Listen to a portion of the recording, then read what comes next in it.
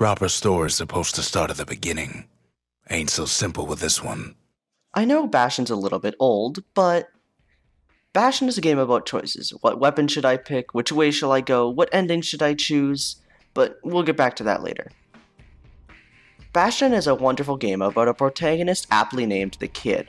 He has been thrown into a world that has been ravaged by the Calamity. The Calamity ravaged almost everything but the Kid and all the monsters you can think of. The game's story starts off very mysteriously with the first and one of the only voices you hear all game. Now here's a kid whose whole world got all twisted, leaving him stranded on a rock in the sky. Rux, the sexy voice narrator, leads you through the game and changes what he says according to what you do. Such as, if you run out of health potions, he will say, "Kid ran out of health potions." If you just stand around a spot and hit stuff for a while, he will say, "Kid just raged for a while." Kid just rages for a while. Though his dialogue is not just limited to "kid just this" or "kid just that," he narrates the entire game. This is one of the first games that I have seen that did so well with interactive storyline. Like in one level, he will state that the kid does not have to stay and fight the monsters. You don't need to keep tangling with all those things. If you leave quickly after he says that, he will say the kid left quickly, seeing as there was no use in fighting them.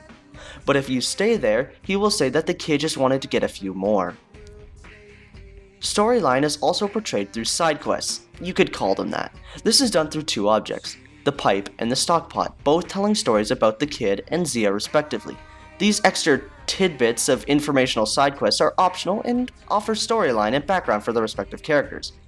Playing through the side quests will show that this game isn't just some hack and slash, it has some other lessons in it as well. You will only hear them if you play through the side quests though. Not saying there aren't any lessons to be heard through the main story, but either I wasn't listening or I only found one, which you will get to. These side stories tell about the discrimination towards the Ura and how poor little Zia was left alone after the Calamity.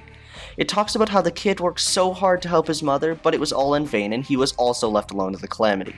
The backgrounds of Caelondia is also uncovered as well through the use of Proving Grounds. These are optional minigames but provide in-depth info on Caelondia's history and the kind of people who lived there. Now on to the art. The art style in this game is all hand painted and looks absolutely incredible. It's got a happy, colorful palette and also unique textures that bring out a very different art style. The style is also very bright, not in terms of color, but in lighting. Many a times while playing, I have run into areas that will light up like I just ran into the sun. Though this can sometimes get annoying, it does bring some new light to the game and gives a unique feel to the art. Not to bring down the game or anything, but it is not a very long game. Personally, I beat it in under a day. It only took me 5 or 6 hours. So it's a great game, but it's kind of short.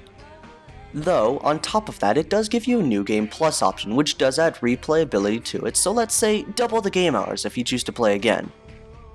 The game is less engaging at first, but as you continue through the game, it picks up speed. The story starts off slow, but as you go through, you learn more and more, and everything builds on top of it. It's like a small snowball rolled down at the top of a hill, becomes a huge boulder at the bottom, which doesn't even work. I've tried it. Sorry to disappoint you. The gameplay is an action role-playing hack-and-slash type game, but with tons of customization. The action role-playing part is obvious, but the hack-and-slash feel comes from its almost dungeony crawly, destroy all the monsters aspect of the game. The customization comes from the 10 weapons you can mix and match along with the 25 secret skills which you unlock throughout the game. This customization allows you to play the game so many ways and gives the game even more replayability by allowing you to play a different style each time. All things considered, the art, story, impeccable music, choices, replayability, customization, and nice mix of genre, along with a not too long game, I would have to say this is a game you would want to put on your list to play if you haven't already.